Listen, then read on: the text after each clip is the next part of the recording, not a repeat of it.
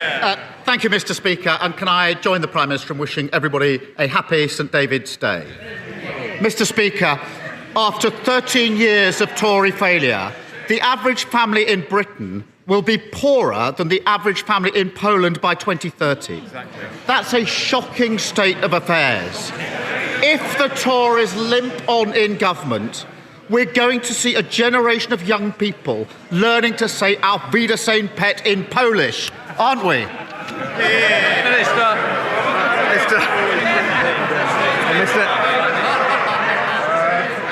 Mr. Speaker, it's clear to everyone that the biggest impact on households' living standards is the energy prices that we're suffering at the moment as a result of an illegal war in Ukraine. And I just remind the honourable gentleman what we are doing to ease people through that. Because of our energy price guarantee, right now, the government is paying over half of a typical household energy bill, saving households right now £1,000. It is one of the most generous support schemes globally. Now, he knows future decisions to support cost of living are for the budget, but if he's concerned about the cost of living, what he should do is stop making inflationary, unfunded spending commitments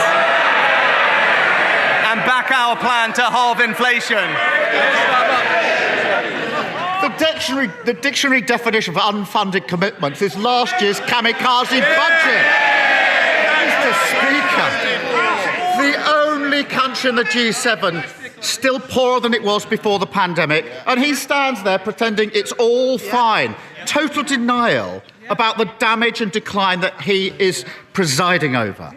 Delivering growth and tackling the cost of living crisis will mean standing up to vested interests. Energy bills are going to go up by £900 in April. He knows he's going to have to act, but who's going to pay? Hard-working families through higher taxes and more borrowing, or the oil and gas giants celebrating record profits? Well, Mr. Speaker, I know the honourable gentleman. He made a rare trip out of North London to visit Davos. Recently. Perhaps while he was there, he missed the survey of 4,000 global CEOs from 100 different countries that ranked the United Kingdom as their #1 European investment destination. Now, if he's serious about getting the economy growing, then he should stand up to the vested interests in the unions and back our minimum service levels.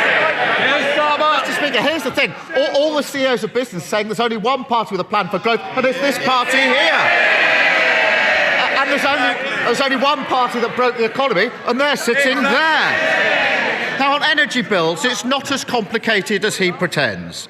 Oil and gas companies are making vast, unexpected profits, whilst working people face misery of higher bills. He can boast all he likes, but companies like Shell didn't pay a penny in windfall tax last year, and they're still not paying their fair share now. Why doesn't he admit his mistake, get rid of the loopholes in his botched windfall tax, and finally choose family finances over oil profits?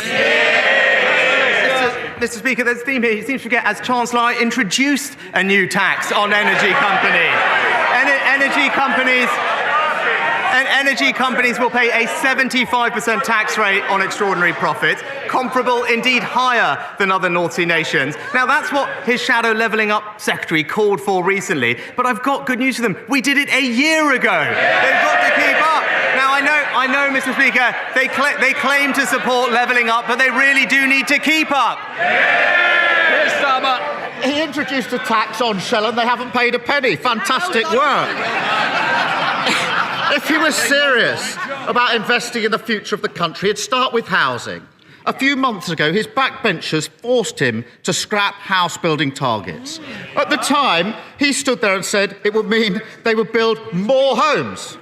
Well, would you believe it? A few months later, the Home Builders Federation say house building is going to fall to its lowest level in 75 years.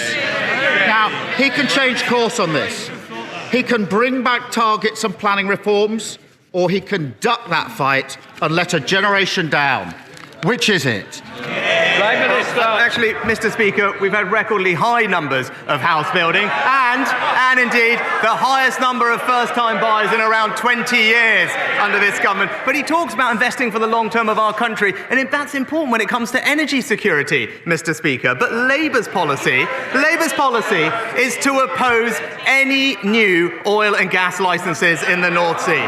It is an absurd policy that would see us paying billions to countries abroad for our energy while shipping it here with twice the carbon emissions. It's typical political posturing. It's bad for the economy. It's bad for our security, just like the Labour Party.